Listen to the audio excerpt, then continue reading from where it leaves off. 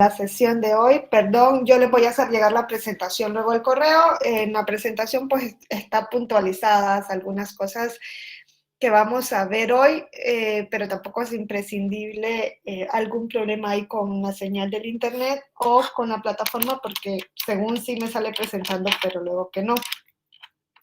Bueno, mi nombre es Wendy y pues hoy vamos a ver un poco sobre la democracia interna en los partidos políticos, y mañana le daremos continuación con justicia intrapartidaria.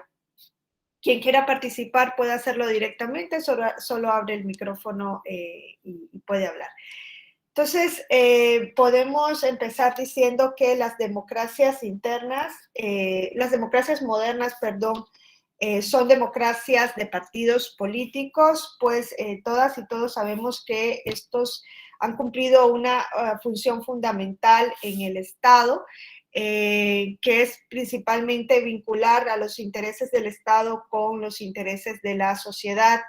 Inclusive en sistemas que podríamos denominar autoritarios o autocráticos, los partidos políticos tienen una importancia decisiva, ¿no? Si no, podemos fijarnos en tres partidos, en tres países, en tres estados que tenemos en la región, que son abiertamente autocráticos y tienen partidos políticos, aunque quizá no un sistema de partidos políticos como el que conocen en México, ¿no? En algún momento se describió este sistema de los regímenes autocráticos o las elecciones en los regímenes democráticos como las carreras de caballo en las que solo participan un único caballo, ¿no? Eso es lo que sucede en los regímenes autocráticos, en los cuales el partido oficial constituye el centro del poder político del Estado, pero sigue existiendo un partido político oficial, ¿no? Es algo paradójico que estemos hablando de autocracia y que existan partidos políticos. Ya ven, en Cuba hay elecciones, ¿no? Y podríamos decir incluso elecciones periódicas, pero hay un solo partido político. Los candidatos que participan son de ese partido político. Entonces, como la paradoja que se presenta y la hipocresía en estos sistemas, que no son democráticos, pero siguen manteniendo de alguna manera una vinculación con los partidos políticos.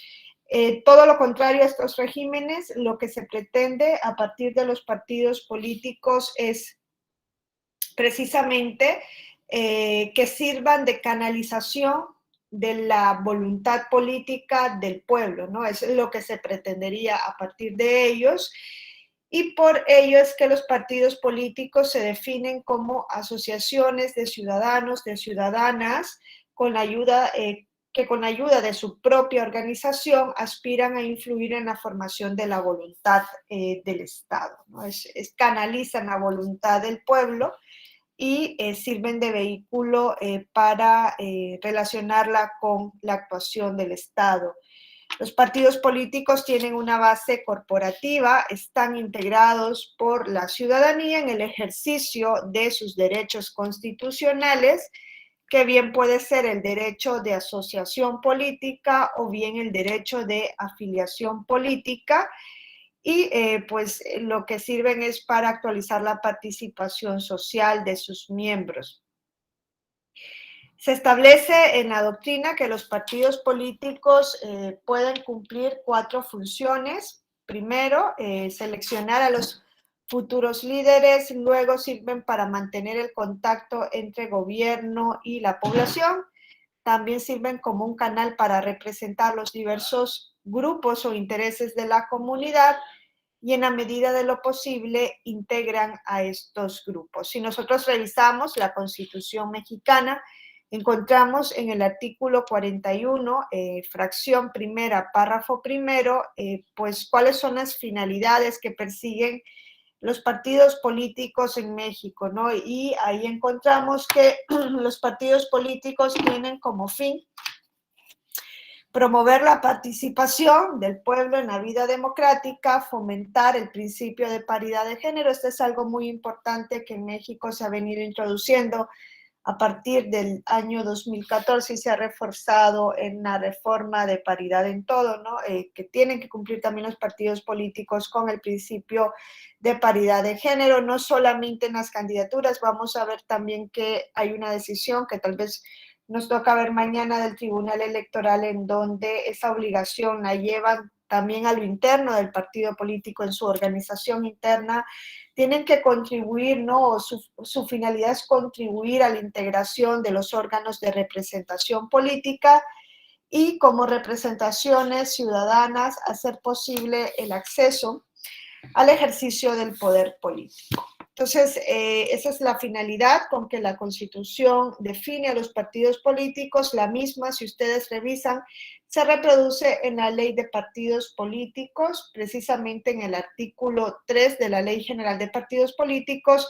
Nos dicen que estas organizaciones tienen como fin promover la participación del pueblo en la vida democrática, contribuir a la integración de los órganos de representación política y, como organizaciones de ciudadanos, hacer posible el acceso de estos al ejercicio del poder público y, entre otras cuestiones, establece la obligación de los partidos de promover los valores cívicos y la cultura democrática, ¿no? Hacer posible una reproducción de una educación cívica también se tiene que hacer a partir de los partidos políticos. Como les decía anteriormente, para poder canalizar los intereses de cada una y uno de nosotros en los partidos políticos, existen dos derechos constitucionales previstos para ello, ¿no? Uno es el derecho de asociación política y el otro es el derecho de afiliación política. No sé si ustedes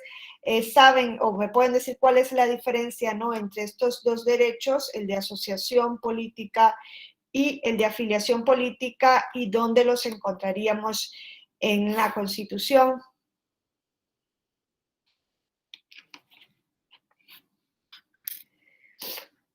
Son los dos derechos que en principio pues sirven para canalizar nuestra participación o para permitir, ¿no?, que podamos formar parte de la toma de decisiones de alguna manera política del Estado, ¿no? Es esa finalidad que tienen los partidos políticos, de servir como este vehículo para que el pueblo pueda participar en la vida democrática, se hace a través de estos dos derechos. Claro, luego podrían decir el derecho a votar y tal, pero para ello vamos a ver que hay un camino a seguir, ¿no? Para el derecho a ser votado principalmente, pues hay que, de alguna manera, hay unos partidos que lo tienen más abierto esta cuestión, pero otros no, hay que estar afiliado a un partido político. Pero ¿cuál es la diferencia entre el derecho a estar asociado o el derecho a estar afiliado a un partido político? Si ustedes revisan la Constitución, de manera expresa habla del derecho de asociación política, de asociarse individual y libremente para tomar parte en forma pacífica de los asuntos políticos del país. Eso ustedes lo encuentran en dos artículos de la Constitución. El derecho de asociación política está en el artículo 9 de la Constitución, y luego, de manera específica, en el artículo 35, fracción tercera de la Constitución. Ustedes revisan el artículo 9, ahí les habla en general del derecho de asociación, ¿no? Y establece que todas, o sea, no se podrá coartar, ¿no?, el derecho de asociarse o reunirse pacíficamente con cualquier objeto lícito. En el enunciado de ese artículo no se hace una distinción, ¿no? Si bien no se utiliza el término de todas las personas tienen el derecho de asociarse o reunirse pacíficamente con cualquier objeto lícito, se entiende que la titularidad del derecho de asociación o de reunión pacífica es un derecho de todos y todas las personas, ¿no? No hay una distinción. En cambio, el mismo artículo sigue diciendo, pero solamente los ciudadanos de la República podrán hacerlo para tomar parte de los asuntos políticos del país, con lo cual ahí sí se hace una distinción, ¿no? Todas las personas, sean ciudadanos o no ciudadanas, tienen derecho de asociarse, de reunirse de manera pacífica, una manifestación, ¿no? Lo pueden hacer de manera pacífica, claro, luego hay requisitos legales que cumplir porque se puede transgredir el orden público, ¿no? Y por tanto hay que tener permisos para hacer determinadas reuniones o manifestaciones, pero en principio lo podrían tener todas las personas. Pero cuando se trate del derecho de asociarse para tomar parte de asuntos políticos, solamente lo tiene la ciudadanía de México. En este caso, pues sabemos quiénes son ciudadanos también conforme al artículo 34 de la Constitución, ¿no? Los mexicanos por nacimiento, naturalización, mayores de 18 años, que tengan un modo honesto de vivir, ¿no? Ese es quien tiene la ciudadanía. Esta distinción se hace más evidente en el artículo 35, fracción tercera, donde nos habla de los derechos político-electorales de la ciudadanía y entre ellos el derecho de asociarse individual y libremente para formar parte de los asuntos políticos. Entonces, este derecho de asociarse para formar parte de los partidos políticos es el derecho base para la formación de los partidos políticos, para la formación de las agrupaciones políticas.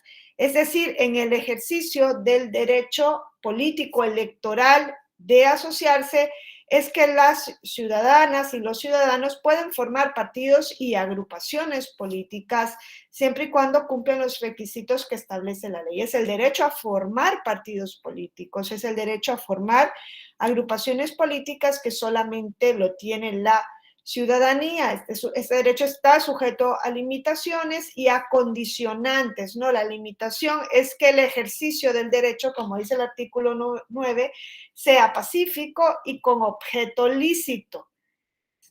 Incluso en el derecho comparado, si un partido político no persigue un objeto lícito, puede perder el registro, ¿no? En algún momento pasó algo así en España, ¿no?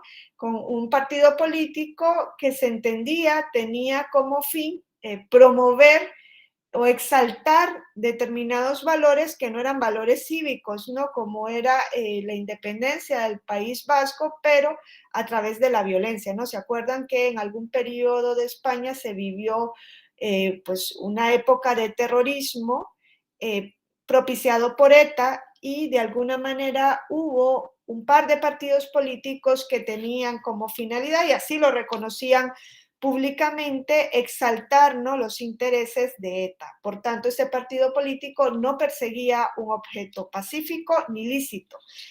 Es una limitante, y la condicionante es que pueden ejercerlo únicamente los y las ciudadanas. Y esto es también algo muy claro en la Constitución mexicana, en donde el artículo 33 establece de manera expresa que los extranjeros de ninguna manera pueden inmiscuirse en los asuntos políticos del país. Eso por un lado con el derecho de asociación política. Ahora, el derecho de afiliación política, ese derecho no está reconocido de manera expresa en la Constitución, no hay ningún artículo que establezca que las y los ciudadanos tienen el derecho de afiliarse.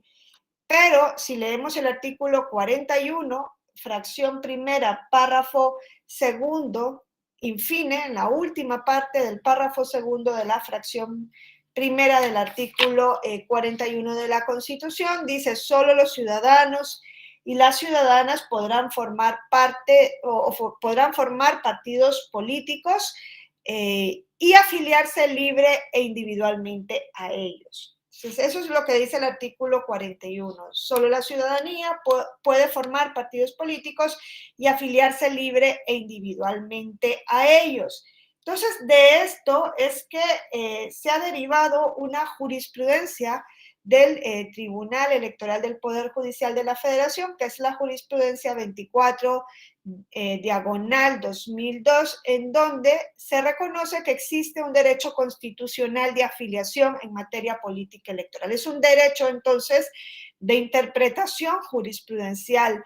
No hay un artículo que establezca el derecho en sí, no reconocido de una manera abierta o expresa, pero se deduce o se interpreta que puede derivarse del artículo 41. A diferencia del derecho de asociación, el derecho de afiliación, como el nombre lo indica, es el derecho de formar parte de un partido político que ya existe previamente. Por tanto, es un derecho más específico que el de asociación política, pues se refiere exclusivamente a esta prerrogativa, ¿no? Es un derecho que tiene caracteres propios, distinto del derecho de asociación política, y es un derecho que es también, al igual que el de asociación política, está garantizado jurisdiccionalmente a través del sistema de medios de impugnación en materia electoral, previo cumplimiento de los requisitos que se establezca en cada partido político, porque vamos a ver que no es un derecho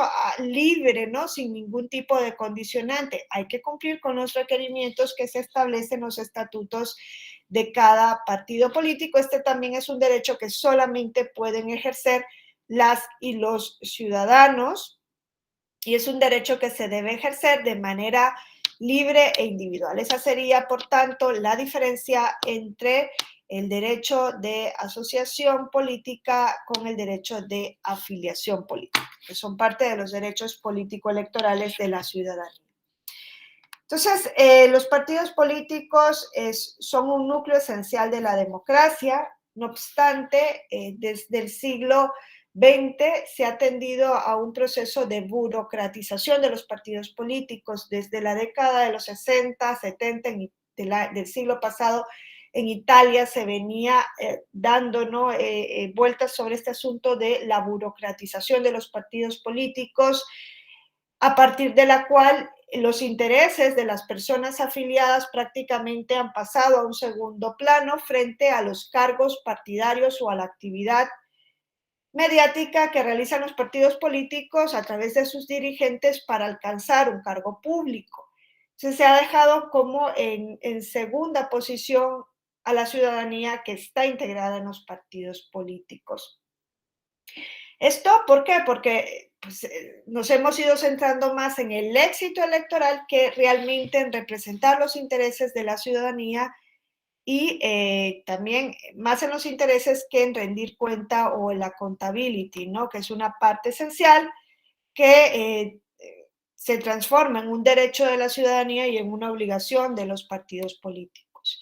Producto de esto, también hemos venido atendiendo a una crisis del sistema de partidos políticos que va de la mano con una crisis de la democracia representativa. Y esto no es algo nuevo, mucho menos en la región, ¿no? Hay una crisis de la democracia de la democracia representativa del sistema de partidos políticos. Siempre les digo que esta crisis ha quedado desvelada, por ejemplo, en la región, que no solamente se vive en Latinoamérica, hay una crisis que se está viviendo, pues, y más a inicios, ¿no? Desde inicios de este siglo es más palpable, ¿no? Desde 2008, 2009 se viene palpando más, no solo en la región, sino también en Europa. Ahora mismo en España hay una crisis bastante fuerte de los partidos políticos que está afectando grandemente a uno de los dos partidos que desde la transición democrática han sido un eje central. En España ha habido dos partidos que se han turnado en el gobierno, es una forma de gobierno parlamentaria. Se había instalado un sistema bipartidista que funcionaba en cierta medida de manera correcta. Se daba una transición entre estos dos partidos en el poder, pero luego fueron apareciendo nuevos partidos que se mueven más en los extremos, ¿no? Extrema izquierda, extrema derecha.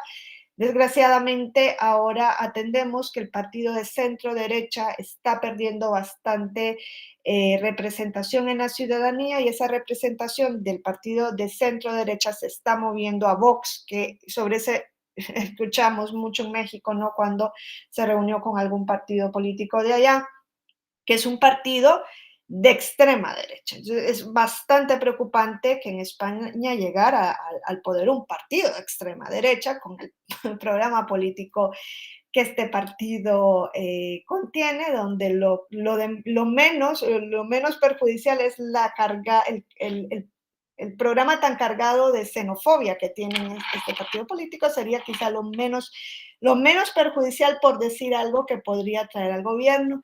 Pero entonces aquí se nota, ¿no?, cómo el sistema tradicional está entrando en una crisis y la renovación que se produce a través de las nuevas generaciones está llevando a moverse a los extremos, que no es nada sano para una democracia, por los valores o antivalores, si podríamos decirlo mejor, que estos extremos pueden promover. En la región, Latino Barómetro nos viene diciendo desde el año 2010, también en Europa, esto es patente desde 2008, 2009, 2010, con la crisis inmobiliaria, la burbuja inmobiliaria que afectó muchísimo a estos países, que golpeó muchísimo a España, a Grecia, ¿no? Y en América Latino Barómetro al mismo tiempo viene llamando la atención sobre la crisis de la democracia representativa en la región. Si ustedes revisan los informes de Latino Barómetro, que es esta ONG que tiene su sede en Chile, que lleva a cabo, ¿no?, mediciones sobre el estado de la democracia, nos dice que el apoyo a la democracia en la región ha venido decreciendo. En el año 2010, el apoyo a la democracia alcanzaba un 63%, pero ya se encendían focos, estaba por arriba del 60% y ya habían alertas de que algo estaba sucediendo. En el año 2018, el apoyo a la democracia era de menos del 50%, un 48% de la población encuestada en la región. Hacen la medición en 18 países de América Latina, no hacen la medición en Cuba, en tanto Cuba no es un país con democracia, pero siguen haciéndolo en Venezuela y Nicaragua, que son dos países también con dictaduras hoy día, ¿no? Son tres países en la región, tristemente, que han pasado a ser una dictadura. Latino Barómetro excluye a Cuba, pero sigue incluyendo a Venezuela y a Nicaragua. En 2018, el apoyo a la democracia en la región era de un 48%, y para 2020, que es la última medición que tenemos publicada, el apoyo a la democracia se mantiene en un 49%, pero por debajo de la media. Algo está pasando. Algo está pasando para que en la ciudadanía en general vaya teniendo, ¿no?, un menor encanto con la democracia. Latinobarómetro también mide el nivel de satisfacción de la ciudadanía con la democracia y también ahí se observa cómo la insatisfacción ha ido creciendo de manera alarmante. La insatisfacción en 2009-2010 era de un 50-51% y para el año 2020 ya es de un 70%. Y esto se refleja con el aumento de un mayor número, de un creciente número de ciudadanos, ciudadanas indiferentes con el régimen, alejados de los partidos políticos, sin afección hacia los partidos políticos, desideologizados, que no ejercen el derecho al voto, pero más allá de ello, Latinobarómetro lo que establece al analizar estos informes es que el creciente número de ciudadanía desideologizada lo que puede llevar es, como no votan ni por la derecha ni por la izquierda, lo que pueden llevar es a apoyar en cierto momento, y eso también lo hemos visto en la región, a pues regímenes populistas, ¿no? Es un caldo de cultivo para que vuelvan al poder pues líderes populistas, esa desafección hacia los partidos políticos y la desideologización.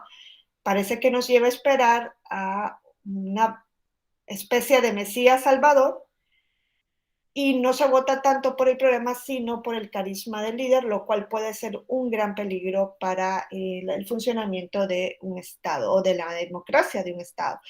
Entonces, Latinobarómetro nos dice que incluso a raíz de la pandemia no logra ver que cambien las cifras. La pandemia no tiene un impacto, nos dice Latinobarómetro, en el apoyo a la democracia o en la satisfacción hacia la democracia. Y esto pues es algo razonable porque pues, los latinoamericanos no le echamos la culpa a la democracia por la pandemia. Se sigue notando la misma caída sistemática que se ha venido dando desde el año 2010 hasta la última medición. Nos dice que en América Latina, además de estos 3 países, excluye a Cuba, pero desde luego reconoce que Cuba es una dictadura y luego ya reconoce abiertamente, era algo que en Venezuela pues era evidente, ¿no? Que Venezuela no es una democracia, es una dictadura, lo reconoce directamente el Latinobarómetro y también del paso de reconocer que Nicaragua es una dictadura. Tenemos a 3 dictaduras en la región. Esto no es algo alentador, puede tener un efecto dominó también en la región. Estamos haciendo una involución a los años 60 o antes de a cómo estaba América Latina antes de los años 60 o 70 en lugar de evolucionar. Nos dice que si bien es cierto en el resto de países, bueno, y eso que no hablamos de otros países, El Salvador, por ejemplo, ¿no? Con Bukele o incluso Brasil podría entrar, ¿no? Dentro de estos países con focos rojos muy preocupantes, o Honduras, ¿no? Aunque creo que en Honduras acaban de hacer renovación y hay una nueva presidenta, quizá más sería El Salvador y Brasil, 2 países con una situación muy preocupante. Nos dice que en el resto de países de la región, si bien es cierto, se produce una alternancia en el poder, han habido cambios, incluso se han confeccionado nuevas constituciones, ¿no? Nosotros venimos viendo cómo desde 2008, por ejemplo, bueno, Venezuela creo que fue en 2006 con Hugo Chávez, luego Evo Morales 2008, Ecuador por ahí también 2009, se dieron nuevas constituciones a través de poder constituyente, que es algo que no se tiene en México, pero sí se tiene en otros países, principalmente del sur, ¿no? Ahorita vemos como Chile, en otro contexto diferente a Venezuela, Ecuador y Bolivia, desde luego no es el mismo contexto que ha abierto la constituyente en Chile. Los chilenos ahorita se están dando una nueva constitución, precisamente porque su constitución, la que les regía, era una constitución dada en el tiempo de Pinochet y carecía de legitimidad de origen. Era una constitución que se había dado a través de la fuerza, ¿no? Pinochet llega a través de un golpe de Estado y se configura como una dictadura. Y a veces pensamos que así van a llegar las dictaduras a los países, pero no, las dictaduras ya no llegan con tanques de guerra ni a través de golpes de Estado en la región. Es horrible hacer la alusión a la guerra porque sí se está viviendo ahorita un panorama muy tenso, ¿no? Que debería de preocuparnos abiertamente por lo que está pasando en Ucrania y Rusia, pero por la invasión de Rusia, pero pues es lo que nosotros teníamos antes en América Latina. A través de golpes de Estado generalmente se llegaba a la dictadura. Hoy no, hoy se llega a la dictadura a través de la misma democracia, ¿no? Estos dictadores que tienen Venezuela y Nicaragua llegaron a través de procesos democráticos, llegaron a través de las instituciones democráticas para desvirtuar a la democracia. Y eso es lo que se está viendo hoy día. Entonces nos dice que a pesar de todo este panorama, hay un agotamiento y un fracaso de la democracia. Y Latinobarómetro pone de frente, por ejemplo, si ustedes lo siguieron, que no sé si tuvieron ocasión de seguirlo, el caso de Perú. En Perú hubo una elección presidencial el año pasado, ¿no? Una elección presidencial y parlamentaria, una elección que fue a todas luces llamativa. Perú tiene el sistema de doble vuelta o balotaje, algo que se ha querido introducir en México, ¿no? Eso que la Constitución ponga un umbral de votos para que una persona llegue a la presidencia, esto es lo que en lo que se convierte es un mayor factor de legitimidad, ¿no? Hay constituciones que dicen, solamente si se alcanza un 35, 40% de los votos, entonces la candidatura obtiene el cargo, ¿no? Cuando se trata de la titularidad del Poder Ejecutivo. Si ningún candidato alcanza ese porcentaje, entonces los dos candidatos, las dos candidaturas más votadas van a una segunda votación. Esto se ha querido introducir, bueno, esto es algo que viene del sistema francés, que es semipresidencial, se ha querido introducir en en México, hay muchos países en América Latina que lo tienen, Perú es uno de ellos, pero pues tiene pros y contras, ¿no? El pro es ese porcentaje de legitimación democrática que se solicita o que se requiere por la Constitución para que un partido político alcance, bueno, o un candidato independiente, ¿no? Alcance la titularidad del Ejecutivo. Y el contra es que podríamos estar ante dos procesos electorales consecutivos con las consecuencias que ello conlleva. En Perú se llevó a cabo ese sistema de doble vuelta y si ustedes se acuerdan, quien gana la segunda vuelta fue un candidato completamente extramuros, ¿no? Un candidato desconocido antes de la elección que termina venciendo en la segunda vuelta. Pedro Castillo, si no me equivoco, se llama el presidente de Perú. Esto fue llamativo, pero también fue llamativo el hecho de que tras estas elecciones casi todos los partidos políticos tradicionales quedaron fuera del Parlamento.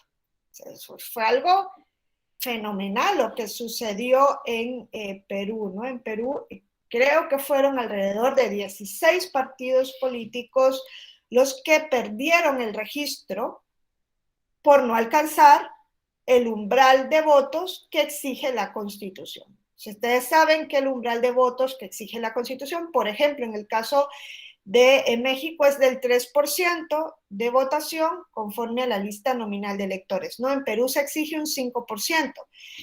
Y prácticamente todos los partidos políticos tradicionales quedaron fuera del sistema. Esto nos pone de frente con que hay una situación alarmante que tiene que llevar a los partidos políticos a la reflexión, ¿no? Porque si bien es cierto, esto tiene una connotación negativa, también podemos leerlo desde una perspectiva positiva, y es que la perspectiva positiva es que quizá la ciudadanía se está tomando en serio el problema de que las élites, viendo lo que está pasando, viendo que desde el año 2010 hay una crisis, pues no se han tomado en serio las críticas, las demandas, no se han cuestionado, no han hecho cambios de fondo.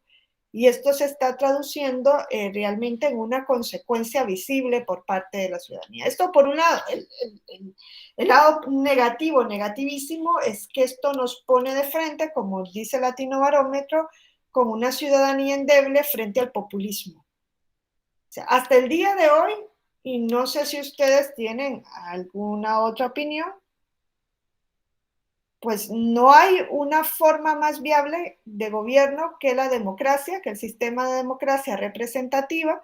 Hoy día quizá ya hablamos más de democracia participativa, porque se están introduciendo mecanismos de participación directa del pueblo dentro de la representación, ¿no? Hay representantes, pero también el pueblo tiene la posibilidad de participar en consultas populares, en referendos revocatorios, como el que van a celebrar próximamente en México, o tienen la posibilidad de presentar iniciativas legislativas, proyectos de ley ante el Parlamento desde la ciudadanía. Es una democracia participativa como complemento de la representativa.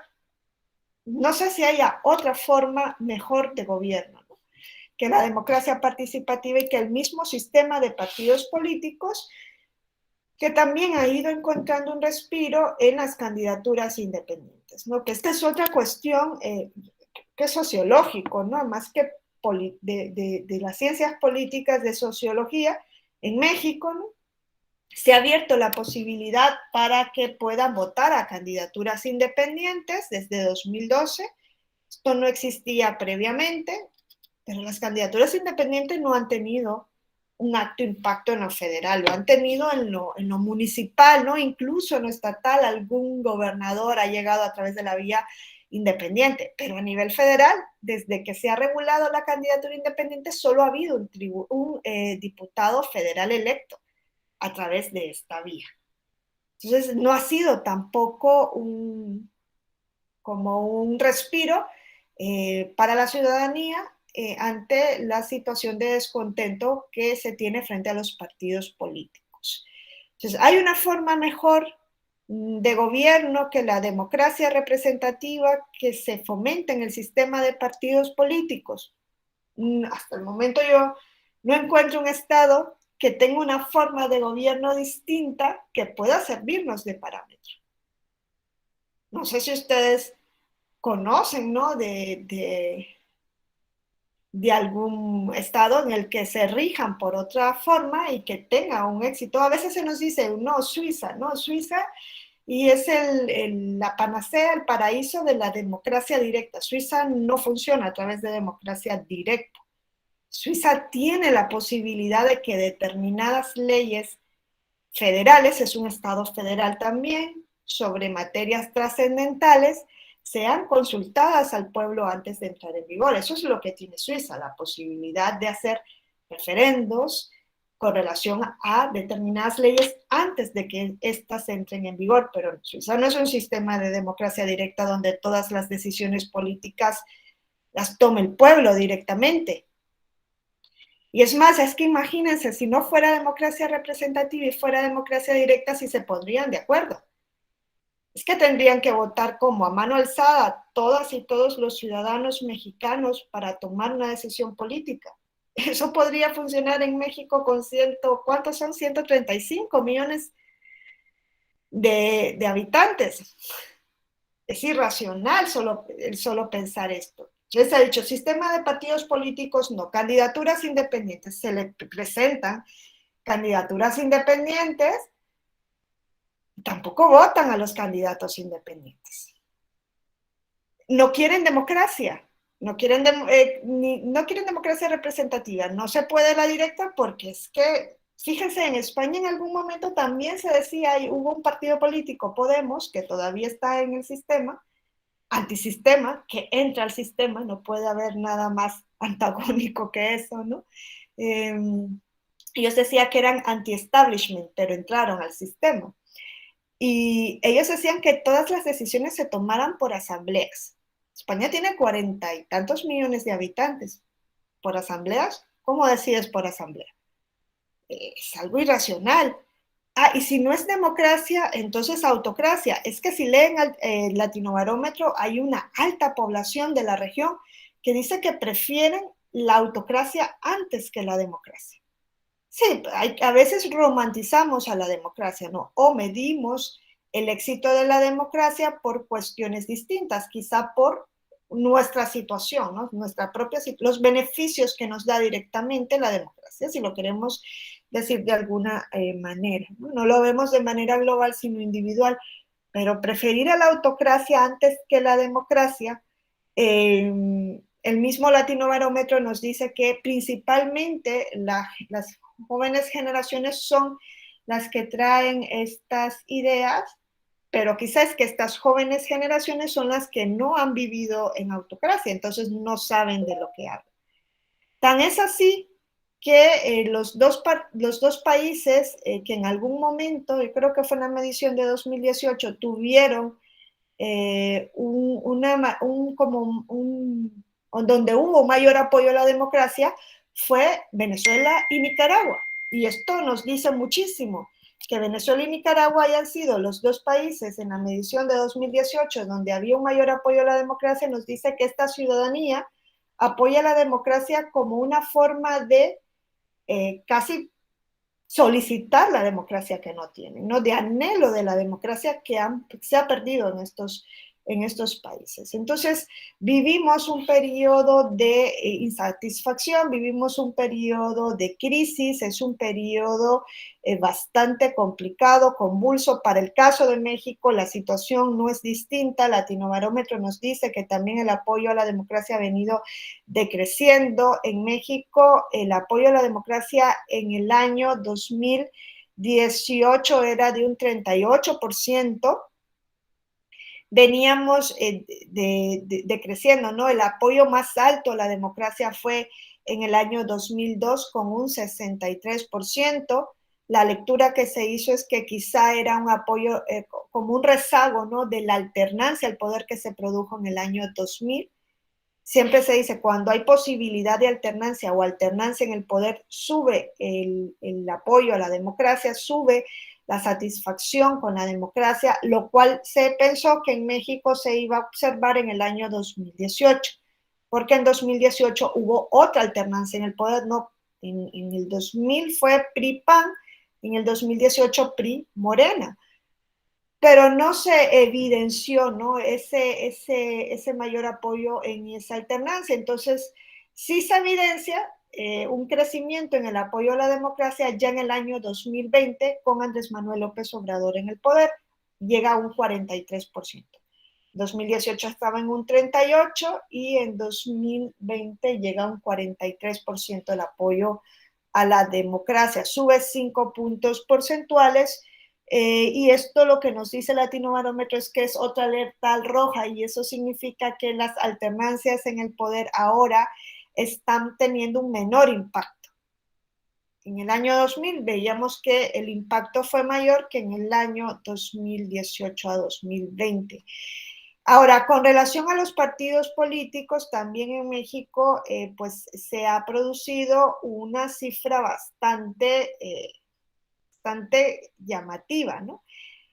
En el año 2018, solo un 11% de la población encuestada en México manifestó que confiaba en los partidos políticos. Es completamente, si estuviésemos en el béisbol, diríamos ponchado, ¿no? O sea, un 11% es nada. En el año 2020, un 13% de la población confía en los partidos políticos. Es una de las instituciones peor valoradas, o sea, más que la policía, más que otras instituciones que están por debajo de la media, los partidos políticos, ¿no? Un 13%, y en el Perú, en las últimas elecciones, 16 partidos habían dejado de existir porque no alcanzaron el umbral mínimo del 5% que requiere la Constitución. O sea, no es algo local, solo en México, es algo que está sucediendo en América Latina. A nivel de la región, 2018 fue el tercer año consecutivo en donde se señalaba que los latinoamericanos no están votando a partidos políticos y en donde se está poniendo sobre la mesa esa desideologización que está impactando cada día, no solo en la región, ya les digo que también al otro lado del Atlántico. En México esta crisis no solo se asienta en estas encuestas, ¿no? Latinobarómetro es una de las encuestas más serias a nivel mundial y es la encuesta de la región, es la encuesta específica para la región, ¿no? Esos datos en México tienen también una personificación con el resultado de las elecciones presidenciales del año 2018, en donde los partidos políticos tradicionales tuvieron resultados desastrosos, ¿no? PRI-PAN perdieron altas cuotas de representación, sufrieron una caída histórica y el PRD estuvo a la nada de perder el registro como partido político nacional, ¿no? Yo creo que en la elección presidencial tuvo un porcentaje por debajo del 3% de los votos y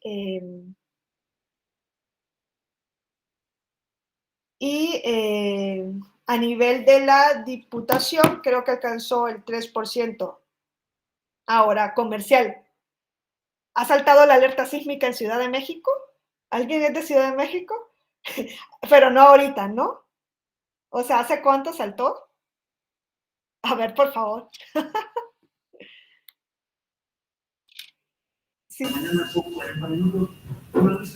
¿Hace cuánto? Fue a las 8:43. O sea, ahorita que estábamos en clase y están en Ciudad de México, ¿no se han movido? En Toluca. Ah, ok, y hay alguien de Ciudad de México aquí, ¿no? Hace 10 minutos. Ah, todos son de fuera, ninguno es de la ciudad. Bueno. Yo decía yo, porque fue el único que corrí. Jirel, tú sí te has movido, ¿no? Toda mi máquina me bajé. Pero no tembló. Muy leve. Ah, sí, sí tembló. Sí. Ay, no, bueno, esas son las cosas que yo digo, ay, qué bueno que no me tocó, porque como hubiese saltado Fue ya de estoy... 6-2, pero no se sintió. Bueno, yo no Ah, lo no, sentí. pero yo solo escucho la alerta sísmica y me vuelvo loca, ¿eh? Yo ya no me hubiese dejado ahí con la clase. Sí, pero todo bien por acá. La alerta sísmica, eso es lo peor que puedo, o sea, yo sueño con la alerta sísmica, o sea, sueño con eso, qué horror, que agradezco enormemente no estar ahorita en la ciudad, qué horror. Bueno, Aquí en pues, Chiapas también tembló.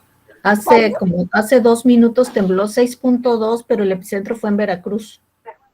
¿y no hay nadie de Veracruz? Fue el mismo, yo creo. Sí, fue el Pues mismo, a ¿no? ver en lo que las ondas llegaban, En la quizás. réplica hasta acá. Sí. O sea, es que Pero, 6.2 se siente, ¿eh? perdón. 6.2 no es un Sí, temblorcito. sí, Pero se en la Ciudad de sintió. México no se siente tanto eso, ¿eh? No, Bueno, yo no lo siento. Yo de 6-8 para arriba ya se siente. Pero bueno, todos estamos yo bien. hasta de 5, ¿eh? O sea, solo suena la alerta sísmica y yo me vuelvo loca, ¿eh? No, yo me hubiese muerto, sí. Ay, no, qué horror. No sé cómo lo hacen. Yo prefiero que no suene la alerta. Pero bueno. Todo bien, pueden seguir. Bueno, pues qué bueno, Irel, que no pasó nada, ¿eh? Bueno, entonces, eso es lo que ha pasado en el panorama de la democracia. Yo vuelvo y les repito, no sé qué opinan. ¿Hay un sistema que sea más favorable que la democracia, que funcione mejor? Decía Churchill, ¿no? Que la democracia es peor, la peor forma de gobierno con excepción de las demás. A veces la romantizamos y pensamos que porque existe democracia casi tiene que ser un paraíso, pero no, tampoco se trata, ¿no? La democracia es cara, la democracia pues es un trabajo que se tiene, es de fondo, ¿no? No es un punto de llegada, es un camino que se tiene que recorrer. Tiene puntos bajos, puntos altos, pero no sé si puede haber otro sistema más favorable. Entonces, vemos cómo el contexto, el panorama no es alentador y frente a esto hay un cierto consenso de que la democracia interna de los partidos políticos puede en cierta medida ayudar a paliar esta crisis de legitimidad de los partidos y de ahí que se haya venido impulsando en las últimas décadas reformas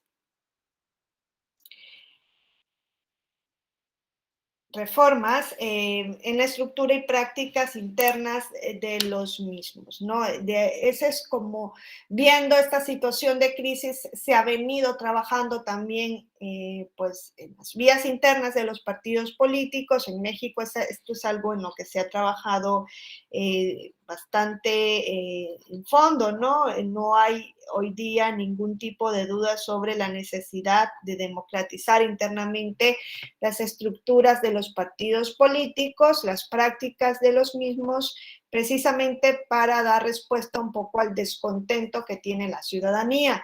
Ahora, esta democratización interna de los partidos políticos puede girar en torno a la selección de las dirigencias internas, ¿no? Democratizar las vías para seleccionar a los dirigentes internos, para designar a las y los candidatos a puestos de elección, para determinar la plataforma política, que esta sea el resultado de la voluntad de la mayoría de los miembros. Eso es lo que se persigue, ¿no? Porque venimos de una burocratización de los partidos políticos. En México se ha trabajado muchísimo también, hay muchas sentencias en este sentido del Tribunal Electoral por la inclusión del género en la vida interna de los partidos políticos, no solo en la selección de las candidaturas y en la presentación de listas, y también para fomentar la protección de los derechos fundamentales al interior de los partidos políticos a través de un control de la actividad interna de los mismos, respetando siempre también, ¿no? La libertad de actuación que deben tener los partidos políticos y que está reconocida en la Constitución. Ahora, los partidos políticos son estructuras complejas, en ellas intervienen distintos factores Uno de estos factores que intervienen en los partidos políticos podemos decir que son los miembros del propio partido, ¿no? Luego encontramos a los órganos del partido, de los partidos políticos y a la población en general, por lo que para entender un poco el proceso de democratización interna es necesario estudiar sus relaciones, las relaciones de los partidos políticos con sus miembros. Y así vemos que con relación a los miembros, en la relación de los partidos políticos con sus miembros, aquí se pone en evidencia esto que les decía al inicio, que los partidos políticos son un factor de integración. Una de las funciones principales, o así se entiende, ¿no?, de los partidos políticos es crear líneas políticas unitarias, ¿no?, concepciones políticas,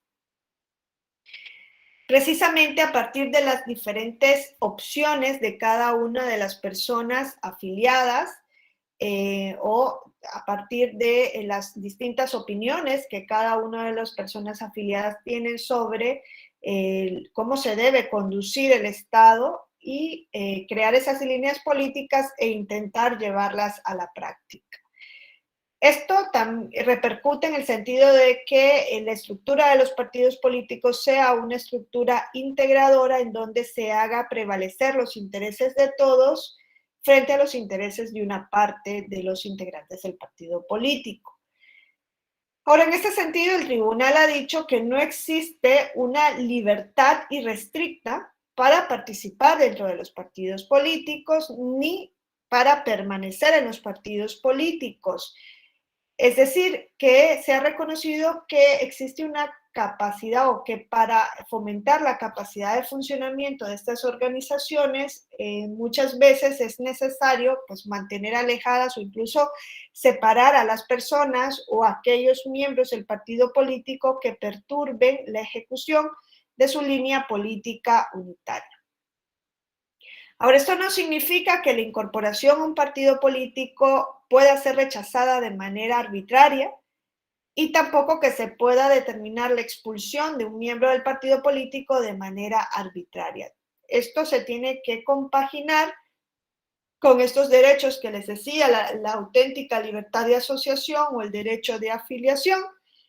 Por tanto, la expulsión o la negativa de afiliación solo puede producirse cuando el militante o el solicitante de la afiliación supongan un peligro para la existencia o funcionamiento del partido, y esto puede suceder, entre otras razones, porque pues, no reconozcan los estatutos, no compartan los principios políticos de ese partido o porque determinados hechos hacen presuponer que estos individuos no van a cumplir con estos estatutos o principios o porque en su actuación hayan violado principios fundamentales del partido.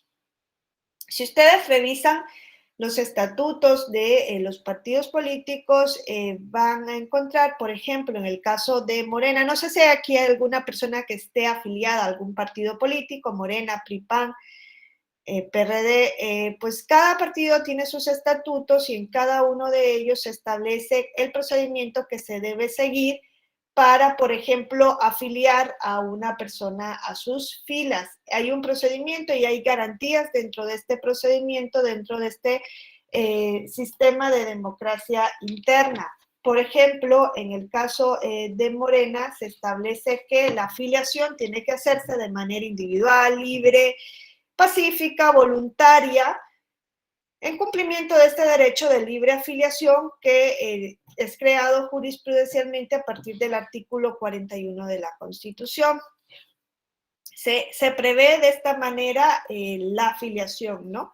Se prevé la exclusión de personas a las que se les prueben que han incurrido, por ejemplo, en actos de corrupción, violación de derechos, violaciones de derechos o actividades delictivas, estableciendo que si existe alguna presunción o prueba de faltas graves cometidas por una persona, militante o dirigente, quienes pretendan que se investigue o se sancione a estas personas tienen que acudir a la Comisión Nacional de Honestidad y justicia, quien resolverá conforme a las normas y principios del partido político. Con relación a la afiliación, se establece en los estatutos de ese partido político que solo pueden hacerlo las personas mayores de una determinada edad, que son 15 años, y que estén de acuerdo con los principios y valores del partido, y deja establecido que debe hacerse en el lugar de residencia, que no pueden ser admitidos militantes de otros partidos políticos. Aquí hay algo llamativo porque no se establece que tienen que ser ciudadanos, ¿no? Sino que habla de mexicanos mayores de 15 años de edad. No pone límite en la ciudadanía, que sería a partir de los 18 años, sino que lo abren desde antes. Para estar afiliados no tendrían que ejercer, no podrían ejercer, ¿no?, el derecho a ser votadas, desde luego, aunque estén afiliadas a estas personas, hasta que no adquieran la mayoría de edad.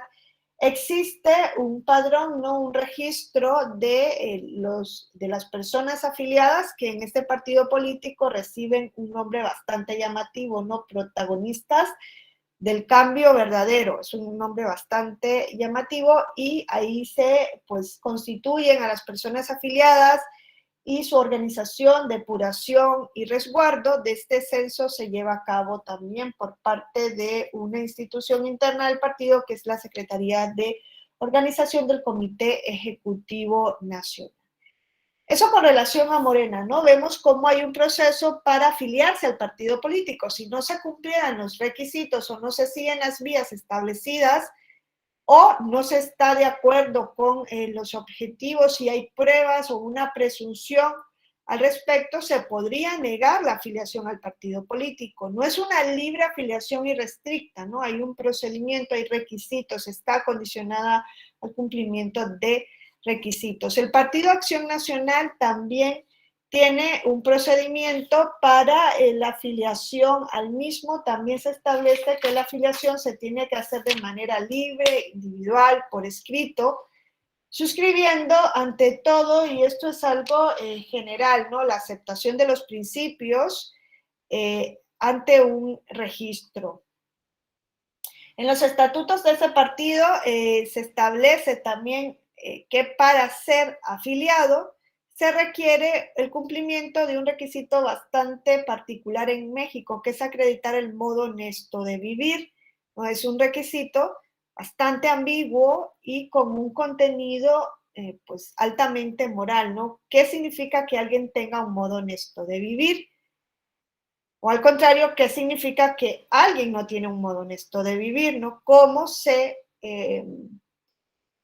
prueba que realmente una persona tiene un modo honesto de vivir? Eso es algo muy particular que se exige para la ciudadanía en México, con lo cual, para afiliarse a este partido político, pues habrá que ser ciudadano, ¿no? A diferencia de lo que les decía de Morena. El modo honesto de vivir es algo bastante arcaico. Quizás se ha mantenido en la Constitución mexicana, pues por tradición.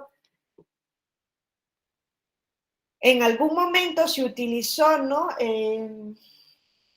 por la Suprema Corte como un criterio, pues, para obtener la libertad condicional en el ámbito penal. En algún momento la Corte interpretó, en la quinta, sexta, séptima época, que si una persona no tenía modo honesto de vivir, no podía alcanzar la libertad condicional en el ámbito penal. Y estas interpretaciones fueron a tal extremo, por ejemplo, de considerar que una persona, no me acuerdo de un caso que era una mujer mesera de cabaret, aunque el oficio fuera lícito, era inmoral y por tanto carecía de un modo honesto de vivir, porque decía el ámbito de lo jurídico es mucho más reducido que el ámbito de lo moral. Pero bueno, imagínense que mantuviéramos esos criterios hasta el día de hoy, pero ahí está la cláusula, no solamente para acceder o afiliarse a este partido político, es para poder acceder a la ciudadanía. Alguien le podía suspender la ciudadanía porque no tenga un modo honesto de vivir. Eso está todavía en la Constitución. Sí, Michelle. Sí, pero incluso recientemente Igual por sala superior también hubo un criterio de interpretación del modo honesto de vivir, que todas aquellas personas que hubieran cometido violencia política por razón de género también no acreditaban este requisito y por lo tanto, pues en ciertos casos no iban a poder contender. Sí, y en ese sentido, y desde luego, gracias Michelle, eso es quizá algo positivo de haber mantenido este término arcaico, ¿no? Porque cuando Sala Superior confirma una sentencia que fue de Sala Jalapa, de Sala Regional Jalapa, sobre un caso bastante paradigmático, ¿no? Creo que era un presidente municipal, si no mal recuerdo, que venía ejerciendo violencia política en contra de la síndica de un municipio de Oaxaca y prácticamente se iba a vencer el periodo para el cual estos funcionarios habían sido electos y no le dejaba ejercer el cargo. No es que no solo no le daba lo material para ejercer el cargo, no le pagaba las dietas, no le dio una oficina, la insultaba, es que la destituyó del cargo sin seguir el procedimiento establecido en la norma y puso en el cargo a la suplente de esta síndica y pues esta mujer va ante los tribunales, ¿no? Ante la vía electoral. El tribunal local le dice, sí, todo esto sí se prueba que hay violencia política, entonces tiene que tomarse estas medidas. Esa persona no cumple, esto se confirma por Sala Regional Jalapa, me acuerdo que así fue el caso, ¿no? Ambos tribunales, lo local y lo regional, Sala Jalapa, confirman que hay violencia política, dictan medidas, no se cumplen, y este hombre que es sentenciado por violencia una local, cuanto por Sala Regional Jalapa, el caso no llega en este momento a Sala Superior, se presenta como candidato a la reelección. Imagínense, o sea, sentenciado por violencia sin cumplir las medidas que se establecen en las sentencias respectivas, el partido político, es que no es tanto el candidato, el partido político lo vuelve a candidatear. ¿De qué me estás hablando? O sea, eso fue en 2018, si no me equivoco, fue para las elecciones de 2018. Partido político lo vuelve a... ¿Dónde está la responsabilidad de los partidos políticos? Luego pusieron el grito en el cielo cuando Sala Superior confirmó otra sentencia de Sala Jalapa en el sentido de que debe existir un registro nacional de personas que han sido sentenciadas por violencia política. ¿Qué sentencia? Se pide sentencia firme para estar en el registro. Y ponían el grito en el cielo, bueno, eso es inconstitucional, donde se va a ver que exista un registro y que sea público y que la gente esté en ese registro. Pero es que hasta les sirve de control a los partidos políticos que parece que no se dan cuenta quiénes de sus afiliados, y una de las obligaciones de la democracia interna es que se cumpla con los derechos fundamentales, principalmente de grupos en situación de vulnerabilidad, que más que el partido político sepa que uno o una de sus candidatas, porque la violencia política y hay casos, la pueden ejercer mujeres contra mujeres. Esto no es de hombres contra mujeres, ¿no?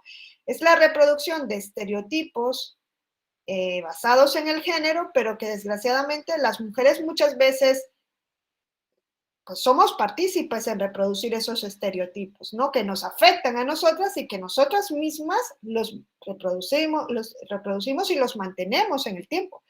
Entonces, eso no es de hombres contra mujeres, esto es de una cultura que se ha basado en estos estereotipos frente a las mujeres, ¿no? Y muchas veces nosotras participamos.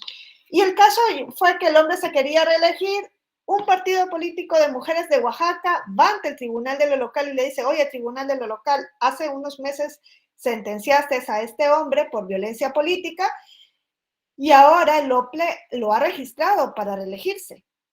Y el tribunal local dijo, sí, es cierto, en diciembre del 2017 lo sentencié, ahorita estamos en mayo, creo que era abril, mayo, el hombre se registra, pero solo lo sentencié una vez. Y por una sentencia, por un casito que hizo de violencia, no le van a quitar el registro. No, dijo, es que tiene que ser algo más reiterado y sistemático. Y ese tribunal local andaba en el Congreso de Oaxaca pidiendo que le abriesen como un juicio político a ese funcionario que era presidente municipal porque no había cumplido su sentencia. O sea, andaba pidiendo un juicio político para quitarlo del cargo, pero a la vez daba luz verde para que se reeligiera en el cargo. Y ahí es donde decimos, falta de sistemática, falta de coherencia, falta de perspectiva de género y de todo tipo. El mismo tribunal que lo había sentenciado, que dice, nunca cumplió mi sentencia ni los incidentes de incumplimientos. Este hombre se ha pasado 4 meses riéndose de la sentencia del tribunal. Yo voy ante el Congreso a pedir que le quiten del cargo por incumplimiento, cuando ya el cargo ya iba a terminar, o sea, si se quería reelegir es porque ya iba a cumplir los años para el ejercicio del mismo. Se había salido con las suyas prácticamente, no había dejado ejercer el cargo a la síndica. Estábamos en mayo de 2018 y las elecciones eran en julio de 2018. Y dice, sí lo sentencié, pero ahora que se reelija. Se fue ante Sala Regional Jalapa, ese grupo de partidos políticos que el abogado es un abogado de Ciudad de México que trabajó en el Tribunal Electoral. Él llevaba el argumento, el partido político de mujeres de Oaxaca llevaba el argumento ante lo local y ante Sala Jalapa que una persona que ha sido sentenciada por violencia política contra una mujer por razón de género carece de un modo honesto de vivir. Y aquí podríamos decir, ¿por qué? Pues porque cuando uno es electo para un cargo, jura cumplir con la Constitución y con las leyes. Y uno de los principios de la Constitución es el principio de igualdad y otro es el de no discriminación. Y cuando hablamos de no discriminación es no violencia. La discriminación es una forma de violencia. Es como el aterrizaje de la violencia. Entonces, si este funcionario o funcionaria ha violado el principio de no discriminación, ¿cómo se va a reelegir si es que ha incumplido la Constitución? Era como el argumento, ¿no? Y además se establecía que hay una presunción iuris tantum de que las personas tienen un modo honesto de vivir, admite prueba en contrario. Es difícil aterrizar ese concepto. Les digo que la Suprema Corte, en la sexta, séptima época, decía, una mujer que trabaja de mesera en un cabaret no tiene un modo honesto de vivir. Perdón, o sea, hoy día vemos eso y decimos, pero ¿para dónde vamos? Pero luego la definición como el contenido moderno que le da el Tribunal Electoral es una persona que ha cometido violencia en el ejercicio del cargo, no tiene un modo honesto de vivir.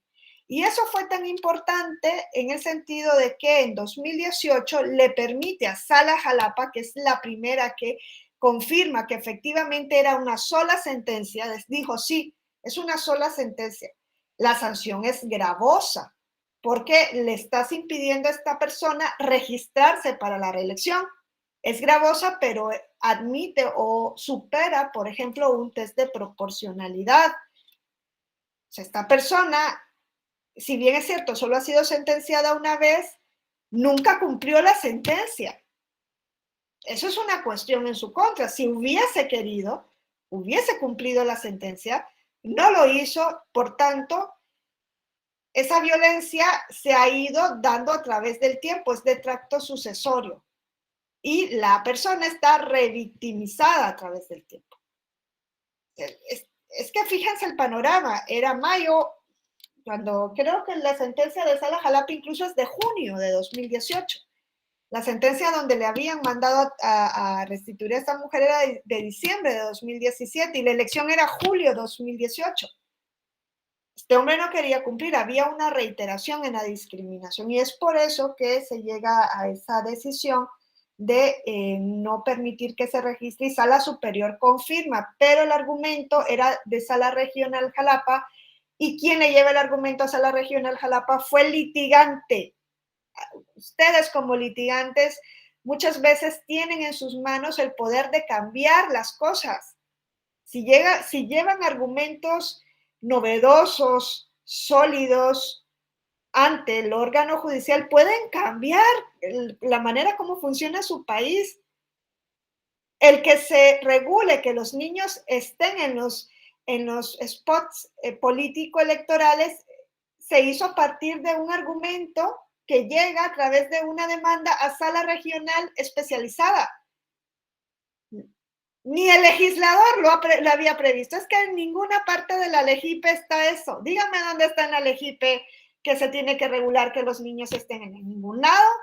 Pero se lo llevó el argumento el litigante que dicen, yo tengo algunos amigos que proyectaron esa sentencia y algunos decían, y yo, ¿qué? Si los niños salen bailando aquí en Pompo muy divertidos, está tan padre el spot, ¿qué me vienen a decir? Está súper bonito. No veían nada, veían unos niños y niñas muy contentos.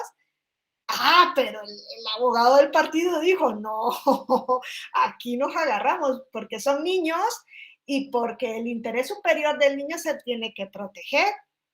Y el magistrado oponente de esa sentencia fue capaz de ver el argumento y dijo, hombre, es cierto, no está en la Constitución, pero lo podemos deducir de principio del artículo 4 o de tratados internacionales en la materia.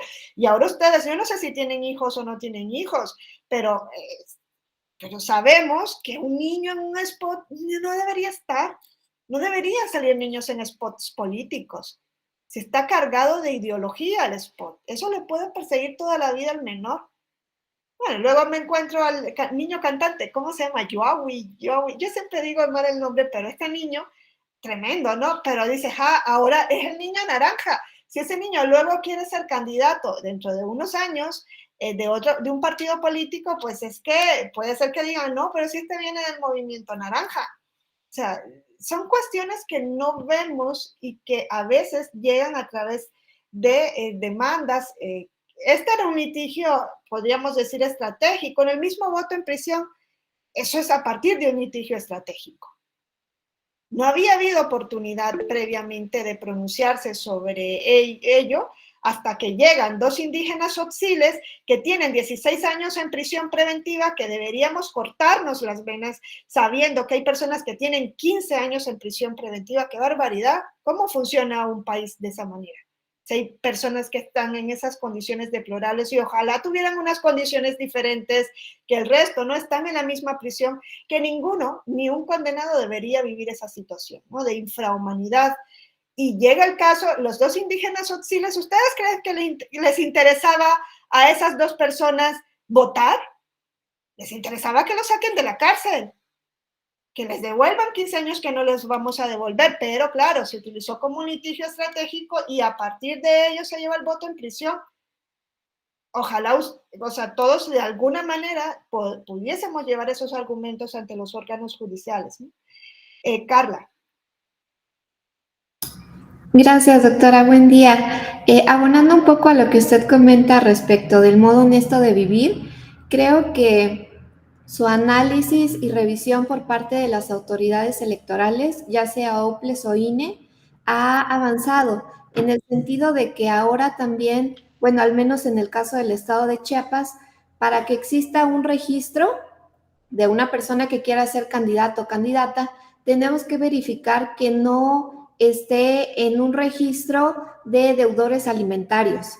Entonces, creo que esta protección que se tiene también hacia la perspectiva de género ha ido un poquito más allá y pues hace que, bueno, en un escenario deseable, que las y los candidatos pues tengan esta figura de integridad y que pues sean los mejores, que es lo que buscamos. Gracias. Gracias, Carla. Y creo que a nivel federal lo de la 3 de 3 también se refería a eso, ¿no? No estar en uno de esos registros. Y es necesario de alguna manera también pues, crear, ¿no? Una presión, porque si no, pues la gente no cumple. Y esa sentencia fue, la del modo honesto, les decía que fue esencial porque en ese momento se creó una sanción electoral que no estaba en la ley. Si es que la ley de violencia política es del año 2020. Y si ustedes leen la reforma que se hizo a diversas leyes, la regulación que se hace a partir de esas reformas, recoge las decisiones del Tribunal Electoral. Luego vienen a decir ese tribunal electoral malo, malísimo, pero es que no hay que ver el tribunal solo desde lo político, hay que verlo desde el papel beligerante que ha tenido en materia de derechos humanos. Es que eso no estaba regulado por el legislador, es que el tribunal le da las bases al legislador para regular esa materia. Y otra cuestión antes de seguir, es que también en los litigios estratégicos, el mismo procedimiento especial sancionador es producto de un litigio estratégico. Fue una sentencia del 2007 del Tribunal Electoral en un recurso de apelación, la que crea el procedimiento especial sancionador como lo tenemos hoy día. Sí, imagínense, una sentencia a partir de una demanda que le lleva a un partido político diciéndole, oye, está corriendo en la televisión el spot de creo que era una coalición que decía, el spot de un partido que está poniendo frito a mi candidato, que si es corrupto, que si es esto, que si es lo otro. Y eso tiene un impacto en el desarrollo o en el resultado electoral. Y le dijo al INE, baja el spot del aire, pero el INE revisó el COFIPE y dijo, es que no hay ninguna parte del COFIPE que me permita a mí, por la vía que me está diciendo esta coalición en su demanda, que yo baje el spot del aire, porque el procedimiento sancionador en ese momento era sancionador, sancionaba, ya cuando resolviera el INE, porque creo que en ese momento tramitaba y resolvía el INE, no era vía instancial como ahora. Y puede ser que resolvía cuando ya las elecciones se habían dado, el spot había producido su impacto y ponía una multa. Y los partidos decían, voy a poner en la balanza, ¿qué me conviene más? ¿Pagar la multa o no subir el spot? Si veo que tengo una proyección de que esto va a tener un impacto, pues mira, es como me decían a mí, es mejor pedir a mi mamá, me decían, ¿tú qué pides permiso? Eres tonta, pide perdón. Cuando regreses de la fiesta, que tu madre no te deja ir. Y ahí va yo no me atrevía, la verdad, no. Pero es cierto, estos decían, es mejor pedir perdón que pedir permiso. Pago la sanción. Y le llevan ese asunto y ahí fue cuando Sala Superior en su primera integración dijo, evidentemente, falta lo que ahora caracteriza el procedimiento especial sancionador, que es la medida cautelar, la suspensión, ¿no? Y otras cosas, las garantías en el proceso. Eso lo pone el tribunal a partir de una demanda. O sea, nosotros a través de nuestras demandas podemos cambiar el rumbo de las cosas.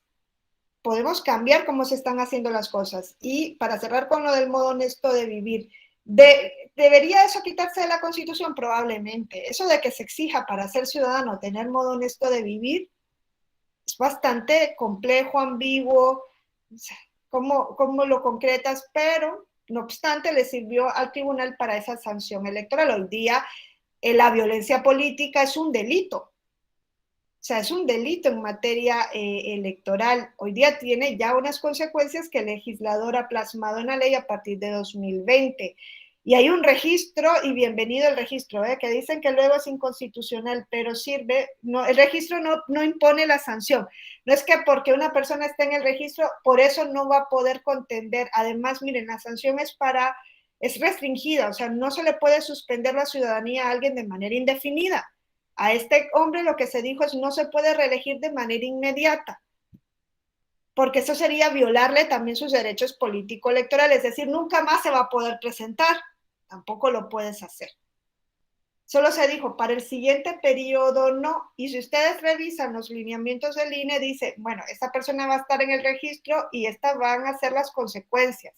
Ahora, no se le puede suspender la ciudadanía, es decir, no se puede impedir que esa persona se presente como candidato o candidata, a menos que la sentencia sí lo haya previsto.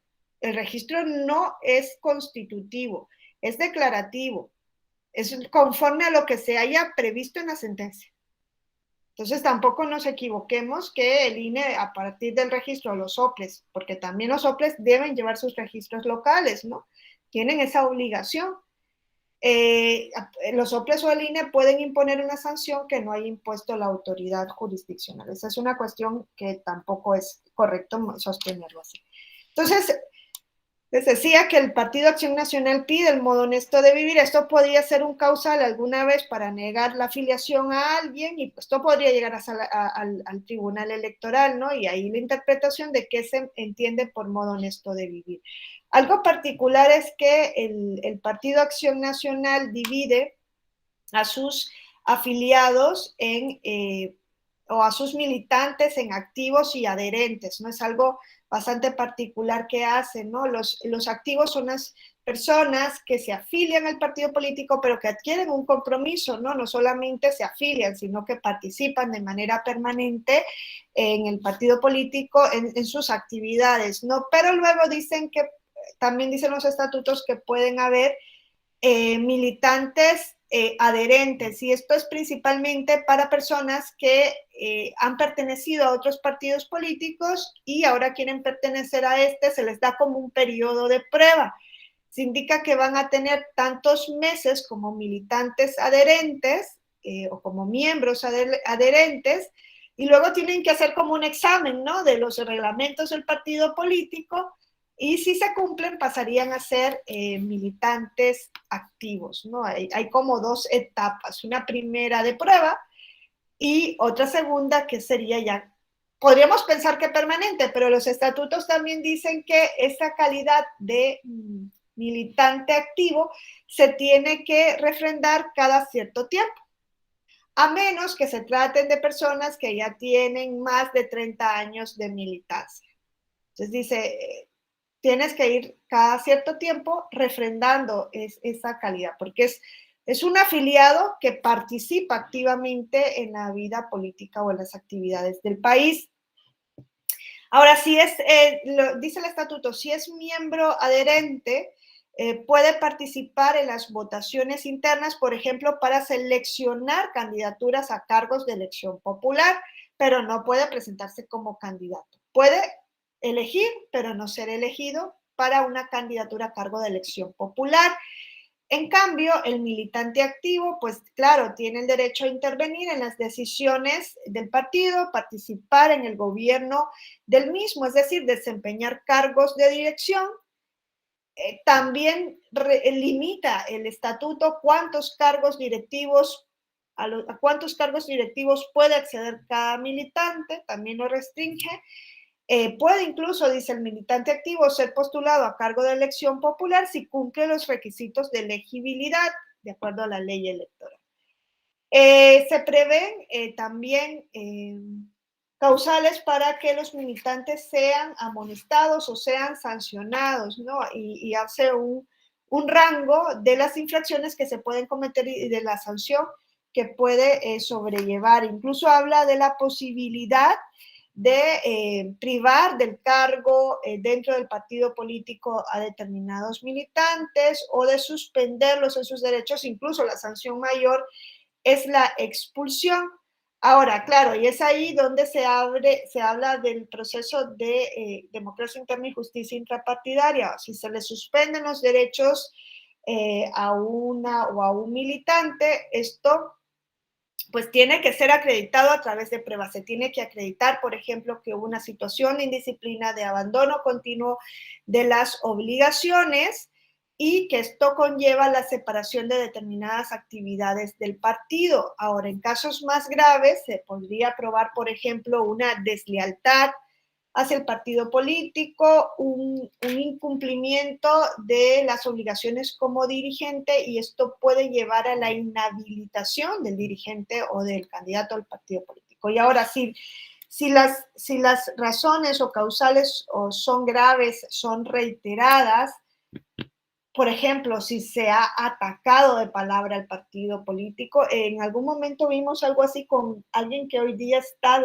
en una diputación de ese partido, pero hubo una disputa grandísima, ¿no?, dentro del mismo partido, y bueno, creo que fue este mismo, el PAN. Si hubo un ataque directo al partido político, al programa del partido político, si una persona ha cometido delitos graves que afectan la imagen del partido o incluso ha colaborado con otro partido político, se puede llegar a la expulsión. Y bueno, todo esto dentro de un trámite con garantías que se establecen en los mismos estatutos que deben ser conforme a la Constitución. Se pueden suspender los derechos también de los militantes, pero aquí también en los estatutos dicen, en el caso del PAN, sí se pueden suspender, pero hasta por cierto tiempo, no puede ser indefinido. Habla de un cierto tiempo, se puede inhabilitar a una persona como dirigente interno, como candidato a una elección popular por el partido, también hasta por cierto tiempo, o incluso se puede expulsar a una persona del partido, pero claro, la expulsión tiene que ser acordada por un órgano interno del partido político, una comisión de orden del partido político, Acción Nacional, y se establecen una serie de garantías para que la persona pueda ser expulsada como militante. Nadie puede ser suspendido de sus derechos, inhabilitado como dirigente, como candidato, incluso expulsado, sin que el órgano competente, que en este caso es la Comisión de Orden, dé a conocer por escrito y por medios fehacientes los cargos que haya en contra de la persona, le haga saber además su derecho a nombrar una defensa dentro de los miembros activos, se les cite, es decir, exista un derecho de contradicción, ¿no? Eso también se tiene que vivir a lo interno de los partidos, se presenten alegatos, se presenten pruebas, se recaben informes, todo lo que se estime necesario, procedimiento interno a lo interno del partido político para llevar a cabo estas conclusiones. Y bueno, incluso hay plazos, si no mal recuerdo, dentro del partido hay plazos que se deben cumplir, por ejemplo, para expulsar a una persona, ¿no? En los estatutos se establecen un plazo al respecto. Eso nos habla que los partidos, en ese sentido, sí se han tomado en serio el proceso de democratización interna. En el caso del PRI también, si revisan los estatutos, hay una gradualidad en cuanto a quién es militante del partido. Los miembros del partido también se exige la ciudadanía. Es algo llamativo que Morena no exija ciudadanía para ser afiliado al partido político. La verdad es que nunca me había puesto a reflexionar sobre el tema, pero sí puede tener algunas consecuencias, ¿no? De no exigir, por algo no se exige la ciudadanía y se exige determinada edad. Los otros partidos a los que he tenido la oportunidad de ver los estatutos sí exigen ser ciudadanos, ciudadana mexicana para integrarse al mismo, para afiliarse al mismo, ¿no? Es el derecho de afiliación para formar parte del partido que ya existe. Habla de miembros como afiliados el PRI y luego de militantes como las personas afiliadas que desempeñan de manera activa, ¿no? O participan de manera activa en las actividades partidistas, que cumplen de manera sistemática con sus obligaciones partidistas. El Partido Revolucionario Institucional hace una diferencia entre estos militantes que participan de manera activa en las actividades del partido, con los cuadros, por ejemplo, que son militantes que han desempeñado cargos de dirigencia dentro del partido político, sus sectores, sus organizaciones, o que han sido candidatas, candidatos del partido político, un cargo de elección popular, que han representado al partido político ante los órganos electorales, las personas que han tenido capacitación política dentro del partido. O sea, esos serían como los cuadros del partido. Y luego los dirigentes, hay militantes, cuadros y dirigentes, que serían los integrantes del partido, pero miembros de órganos de deliberación, órganos de dirección, órganos de defensoría o de representación territorial. Entonces, hace esa distinción, hay que cumplir, ¿no?, ciertos requisitos para poder ingresar al partido.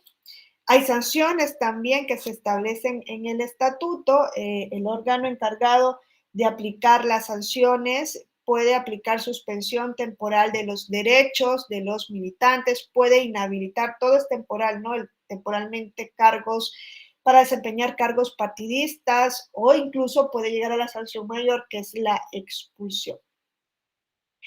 Y los estatutos y así tiene que ser, regulan las causales por las cuales una persona puede ser expulsada de un partido político, ¿no? Y ahí se establecen una serie de criterios como los de atentar de manera grave contra la unidad ideológica, programática, la unidad organizativa del partido político. Ya les decía que los partidos tienen como finalidad crear una línea política, entonces atentar gravemente contra esta línea, gravemente es algo que se debe demostrar, puede llevar a la expulsión, sostener principios contrarios al partido político, realizar actos de desprestigio de las candidaturas presentadas por el partido político, la obstaculización de campañas también puede llevar a la expulsión, solidarizarse con otros partidos.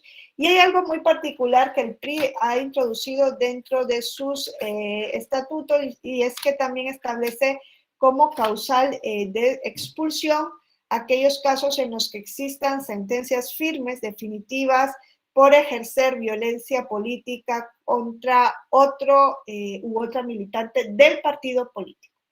Si hay una sentencia firme de que una persona ha ejercido violencia política, miren, no habla de violencia política por razón de género, habla de violencia política en contra de otro militante, pues puede llevar a la expulsión. Y es diferente la violencia política que la violencia política por razón de género, ¿no? Son dos conductas distintas. Porque a veces pensamos que la violencia política solo se puede llevar en contra de la mujer, y no es así, ¿no? Incluso hay muchos candidatos que han, ¿cuántos candidatos, no? Hombres que han perdido incluso la vida por participar en la política. Claro que hay violencia política en contra de los hombres. La diferencia entre uno y otra conducta es que la violencia política por razón de género, que es una construcción más actual, se dirige en contra de la mujer por ser mujer precisamente. Y tiene como finalidad, pues, como quitar el mérito de evaluar a la mujer en lo político, en lo público. En cambio, la violencia que existe en contra de los hombres en la política no se le ejerce por ser hombre. O sea, ¿cuántas veces han visto ustedes que se desprestigie a un candidato diciendo que por ser hombre y por tener un parentesco con tal no debería estar en la política, o por tener, o sea, hacer como presunciones de que tiene una relación afectiva con X, o porque va vestido de determinada manera? Pocas veces nos fijamos en esas cuestiones tan estereotipadas que sí existen hacia la mujer. Es que incluso a nivel pues de derecho comparado ha habido casos en los cuales se desprestigia a la mujer en la política por ser madre, esposa y por estar en la política. Qué buena persona puede ser una mujer que deja a sus hijos por ahí, en su casa, a saber con quién, para entrar a la política. O sea, como si estuviésemos en el siglo XIX, ¿no? Entonces, esas cuestiones de género son las que crean esa violencia política contra que se los pongan al nivel más bajo, ¿no? Pero hay niveles de acoso altísimos. Incluso hay mujeres que han perdido la vida en la política precisamente por estar en la política y ser mujeres, por atreverse a pues contradecir el status quo, las reglas de cómo debería portarse una mujer en la sociedad. Todavía seguimos atendiendo a estas cuestiones. Y fíjense, Suiza, que es la panacea de la democracia, porque muchas veces nos dicen, ¿cuál es el país estrella en la democracia? Suiza. Suiza, precisamente, la mujer vota en los años 70. La mujer no es ciudadana en Suiza sino hasta en la década de los 70, la panacea de la democracia. Y en alguno de sus cantones, que es también, les digo, un estado federal, pues uno de sus estados federados que se denominan cantones, la mujer fue ciudadana hasta la década de los 90 del siglo pasado, Suiza. Hay una película en YouTube que se llama El Orden Divino y pues muestra pues cómo es la sociedad suiza. Es una sociedad bastante conservadora. Generalmente en Europa, aun y cuando tengamos otra percepción, en este sentido sí son sociedades bastante conservadoras, ¿no? Y ese es un ejemplo de cómo se mantienen estas tradiciones y cómo se sigue pensando que la mujer debería dedicarse a unas cosas y los hombres. La mujer en la política es algo pues en su momento era algo que rompía el status quo y bastante criticable. Vean el orden divino y se van a dar cuenta que la panacea de la democracia pues excluía una parte de su ciudadanía, probablemente más del 50% del ejercicio de la democracia. No será tan panacea de la democracia, ¿no? Y bueno, entonces es una causal para expulsar del partido político esto, ¿no? Ejercer violencia política. No es que una u otra conducta sea más grave que la otra, ¿no? No es que la violencia política contra la mujer por ser mujer es más, son distintas y al momento, aquí habrán personas que trabajan en el tribunal y que son proyectistas y saben que al momento de proyectar una sentencia en el caso de violencia política por razón de género, hay una distinción en el tratamiento probatorio, precisamente porque cuando hablamos de género, aunque no sé si lo correcto sería género, sexo, no lo sé, pues muchas veces todavía sigue estando la discusión de qué es el género, bueno, pero sí se establece por razón de género. Hay un distinto estándar probatorio porque cuando hablamos de género estamos hablando de una categoría sospechosa de discriminación. El artículo 1, párrafo 5 de la Constitución dice se prohíbe la discriminación por tal género, ¿no? Entonces, cuando hay una categoría sospechosa de discriminación, se entiende que debe haber un distinto estándar probatorio. Y aquí el estándar distinto es que se hace, ahorita se me olvida el término que utiliza ahora el tribunal para hablar de la reversión, creo que dice reversión de la carga de la prueba, ¿no? Significa que como en el ámbito laboral, cuando una mujer alegaba que se le había despedido por estar embarazada, por ejemplo, o por ser mujer, ¿no? O por una razón que solamente pueden ser despedidas las mujeres, quien tiene que probar que la decisión no se basó en eso es la persona demandada. Entonces, eso es lo que se ha introducido en el ámbito de... Hay una distinta forma de valorar la prueba cuando hay violencia política por razón de género contra una mujer. Ya les digo que no hay violencia contra el hombre por ser hombre, pero sí contra la mujer por ser mujer. Hay una distinta valoración probatoria que cuando hay violencia política sin que exista esta categoría sospechosa de discriminación, ¿no? Hay una reversión de la carga de la prueba, ese es lo distinto, estos casos se tienen que valorar con un enfoque diferente. O sea, hubo un caso, me acuerdo, de violencia que decía, es que la mujer se presentaba la candidata como María de Ramírez. María, o sea, eso es algo también arcaico. Mi abuela decía que era Gladys Montalbán de Jarquín.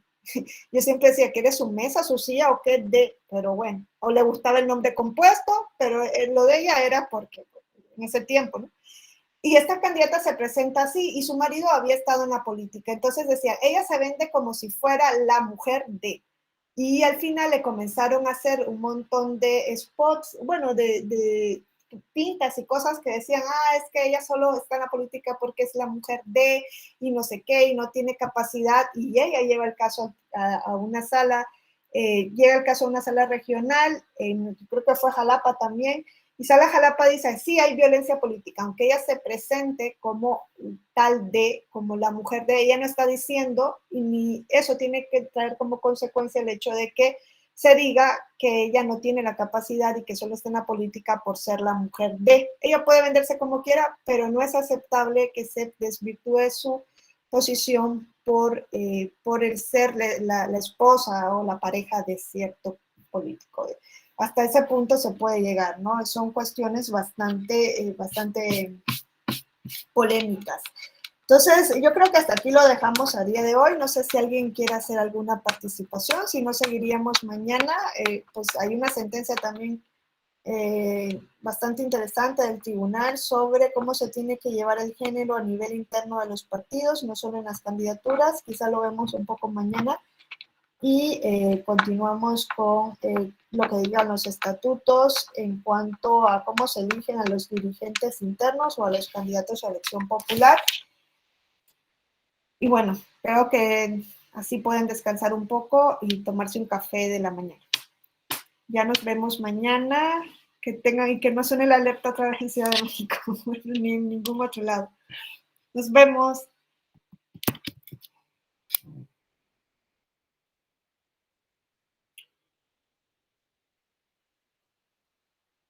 Bye, Jirel.